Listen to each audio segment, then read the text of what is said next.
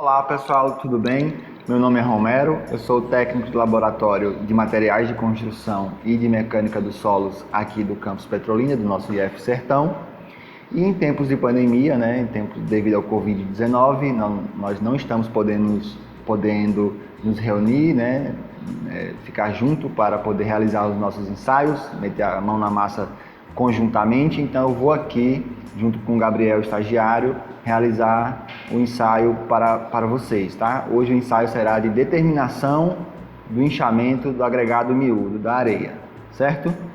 E esse vídeo eu vou tentar explicar para vocês da maneira mais clara e objetiva possível. Não é um ensaio muito complicado, mas ele é cheio de detalhes, então prestem atenção nos detalhes, tá?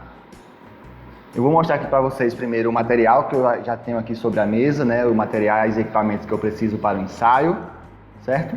Eu preciso de um cilindro metálico e vou precisar de espátulas, colher de pedreiro, pincel, uma régua metálica, que eu vou fazer o rasamento, vocês vão ver mais adiante, uma concha, eu vou precisar de provetas, tá? Proveta graduada, e vou precisar de uma bandeja metálica como essa, ou de uma lona, ou de qualquer outra superfície que eu possa colocar o meu material, meu agregado miúdo, sobre ela, e ela não absorva muita umidade, certo? Então, a areia ela tem que estar seca, ou seja, passar por estufa anteriormente, até ficar bem 100% seca, não apenas visualmente seca, ela fica na estufa aí a uma temperatura entre 105 e 110 graus Celsius, até constância de massa. E a quantidade de areia que eu vou utilizar também, segundo a norma, ela tem que ser no mínimo o dobro da quantidade para eu encher o recipiente que eu vou utilizar, certo? Então aqui eu tenho 4 kg da amostra, seca já, que é mais do que o dobro do que eu necessito para encher esse recipiente que eu vou utilizar. Esse recipiente, ele é cilíndrico e metálico, como pede a norma, mas a capacidade dele é de apenas 1,243, tá? Então ele não tem a capacidade ideal, que seria de no mínimo 10 litros, mas ele tem uma capacidade boa e ele é ideal, ao meu ver, para a execução desse ensaio de forma acadêmica, tá? Porque se eu fosse usar um recipiente de 10 litros, eu ia precisar de muito material, ia ter muito mais desgaste e ficar um pouco mais complicado de apresentar esse ensaio de forma mais acadêmica para vocês, tá? Então, mas o ideal, segundo a norma, é utilizar um recipiente metálico cilíndrico de no mínimo 10 litros. A gente vai utilizar cilíndrico e metálico, mas de capacidade apenas de 1,243 litros, tá? Então tem aqui todo o material que eu vou utilizar. E como é que se dá esse ensaio? Após eu já estar com tudo preparado, com planilhas em mãos, a planilha já vem, a planilha que vocês têm, se não tiver, pode me solicitar através de e-mail, que eu vou passar para vocês. A planilha já vem com as umidades que eu preciso colocar esse material, essa areia, e vem com espaços que eu devo, agora no início do ensaio, começar a preencher, que é de qual? O volume do recipiente, que eu acabei de falar para vocês, já devem colocar na planilha, o volume de 1,243, e eu tenho também já aqui a informação do peso do recipiente, a massa da bacia, que é esse recipiente que eu vou utilizar. Ele pesa 143,5 gramas. Outra informação que você já tem que anotar na sua planilha é a massa total da amostra, que é de 4.000 gramas, ou seja, 4 quilos. Anotado isso, também na ficha de vocês já tem as umidades nas quais a gente vai trabalhar esse material, você deve começar a executar o ensaio. O ensaio se dá da seguinte forma: você vai executar o ensaio de massa unitária com esse material 10 vezes. A primeira vez com o material seco, com 0% de umidade, certo? E depois você vai fazer essa massa unitária por mais 9 vezes, com umidades diferentes, como segue a planilha, 0,5%, 1%, 2% e assim sucessivamente, como mostra na planilha, certo?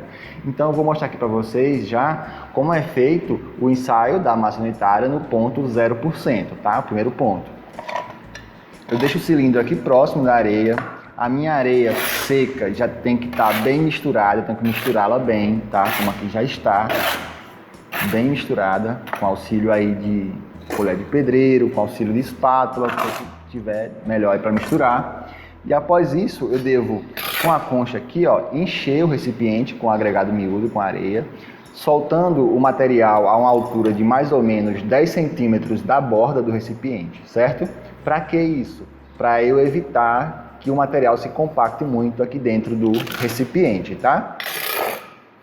Então, devo encher, tomando essa precaução da altura que eu estou soltando o material em relação à borda do recipiente.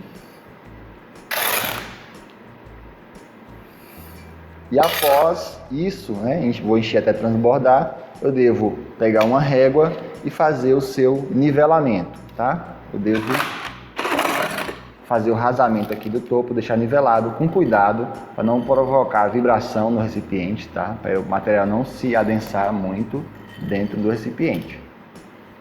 Feito isso, a gente deve pesar o recipiente com o agregado dentro, tá? Gabriel vai pesar aqui pra gente na balança. E a gente vai anotar na nossa ficha, em massa do recipiente mais amostra, tá? Feito isso, eu vou retornar o material aqui para minha bandeja, eu vou colocar 0,5% de água, vou misturar e repetir o processo. E vou fazer isso de novo com todas as umidades que a planilha já nos solicita, tá? Colocando a quantidade de água diferente, porque a umidade nos pontos seguintes são diferentes.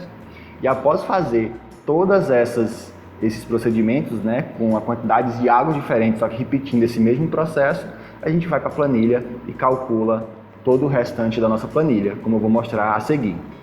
Ok, pessoal, então, o ensaio de massa unitária já foi realizado, como eu mostrei para vocês, apenas com areia seca, né, com 0% de umidade, né, primeira coluna da ficha que vocês têm. E off, aí no vídeo, né, eu fiz os demais ensaios de massa unitária, só que agora com umidades diferentes, né? Seguindo a planilha e como pede a norma. Eu fiz o segundo ponto com 0,5% de umidade, depois com 1%, com 2%, 3%, 4%, 5%, 7%, 9% e 12%, certo? Então ele é um ensaio de massa unitária repetido 10 vezes, sendo o primeiro com 0%, com areia seca, e os demais de forma crescente, com umidades diferentes, como pede a norma, certo? Então, quando eu faço o ensaio de massa unitária que vocês viram anteriormente aí no vídeo, o que é que eu obtenho? Os valores que está aqui, ó. Primeira coluna é com 0% de umidade, então a quantidade de água que eu coloco é 0, tá? E essas informações aqui é que a gente já tem na planilha, né, que é dada, que é a massa da bacia ou tara do recipiente, mesma coisa. E esse valor que vocês estão vendo aqui é o que eu obtenho no ensaio de massa unitária, que é a minha massa da amostra mais o recipiente, certo? 2.025,3 gramas, certo? E aí, após esse valor aqui colocado, eu já tenho a informação também na planilha, na coluna aqui do meu volume do recipiente, e com essas informações eu consigo calcular o resto do inchamento, do ensaio de inchamento, tá? Então, por exemplo, a próxima linha aqui, ele vai estar pedindo para vocês a massa da amostra. E a massa da amostra é calculada eu fazendo a subtração da massa da amostra mais o recipiente, menos a massa do recipiente, ou o recipiente vazio, tá? Então vai ficar 2025,3 menos 143,5 gramas, vai dar 1881,8. Encontrei a massa da amostra. Então, a próxima linha que eu tenho que calcular na minha coluna é da massa unitária solta em cada ponto. Como é que eu calculo a massa unitária? A massa unitária, ele é a massa da amostra, 1881,8, dividido pelo volume do recipiente, certo? Então, vai ficar 1881,8 dividido por 1,243, que eu vou ter uma massa específica uma massa unitária de 1,514, é isso. E na próxima linha eu vou ter a massa unitária solta seca. Como esse ponto ele já é seco o material, então é igual o valor, tá? E aí, como na última linha, o que é que eu tenho que calcular? Eu vou calcular a minha VH sobre VS, ou coeficiente de inchamento, que é a mesma coisa, que é dado por essa formulazinha aqui, que eu vou esmiuçar para vocês, eu deixar ela um pouco mais facilitada da compreensão, tá? Mas, lendo aqui a fórmula, o meu VH sobre VS, ou coeficiente de inchamento, ele é igual ao γS sobre γH, que vai multiplicar 100 mais H, que é a umidade, e depois eu divido por 100, obtendo assim o meu coeficiente de inchamento. Visualmente aqui, ó, como é que eu vou fazer? Eu vou dividir o meu γS, que é a minha massa unitária solta seca, pela massa unitária solta em cada ponto, certo? Esse por esse. Vou multiplicar por 100 mais H. A H nesse ponto de primeira coluna é 0, então 100 mais 0 é 100, e dividir por 100. Para esse primeiro ponto, o coeficiente de inchamento, o VH sobre VS, sempre vai dar 1. Tá? Por quê? Porque minha massa unitária de cada ponto e minha massa unitária solta seca são iguais. Então, o coeficiente de inchamento, né, o VH sobre VS do primeiro ponto, sempre dá 1 para qualquer areia. Tá? Nas demais vai ser diferente, por quê? Porque a massa unitária de cada ponto vai se alterar conforme a umidade vai aumentando também, certo? Ok, pessoal? Então, ó, eu fiz a mesma coisa que eu fiz aqui na primeira coluna, eu fiz nas demais colunas, tá? O meu coeficiente de inchamento, né, que é o VH sobre VS, essa última linha, ele não vai dar sempre 1, né? Só dá 1 na primeira coluna, sempre dá 1. Por quê? Porque minha massa unitária de cada ponto e a minha massa unitária seca são iguais. Então, quando eu aplico nessa formulazinha do VH sobre VS, sempre vou obter 1 como coeficiente de inchamento para 0% de umidade. Nas demais colunas, eu repeti o mesmo processo, tá? Então, para encontrar a massa da amostra, eu vou subtrair a massa da amostra mais recipiente menos a massa do recipiente. E para encontrar a massa unitária de cada ponto, eu vou dividir a massa da amostra pelo volume do recipiente. E aqui nessa penúltima linha, onde eu tenho massa unitária solta seca, ela é repetida em todas as colunas, tá? Porque aqui ele só quer a massa unitária seca, ou seja, é igual, não altera a umidade, então o valor da massa unitária nessa linha é sempre igual. Aqui no exemplo, 1,514, certo? E aí eu vou aplicando essa formulazinha do VH sobre VS para encontrar os coeficientes de inchamento referente a cada uma das colunas de umidades diferentes, tá? E após isso, preencher toda essa tabela, a gente vai fazer o nosso gráfico, tá? Eu vou mostrar para vocês aqui um modelo de gráfico para ficar um pouco mais simples de vocês entenderem. O gráfico, ele é basicamente, né, construído em função aí do coeficiente de inchamento em relação à sua umidade, a cada umidade. Após eu fazer essa curva, é que eu tenho que construir em cima dessa minha curva do inchamento mais 4 retas que eu vou explicar mais adiante, tá? Pronto, pessoal. Para a execução do nosso gráfico, a primeira etapa que você tem que fazer, seguindo aqui, ó, o modelo que eu trouxe para vocês de gráfico como exemplo, vocês vão fazer o seguinte: vocês vão primeiro traçar a nossa curva, tá?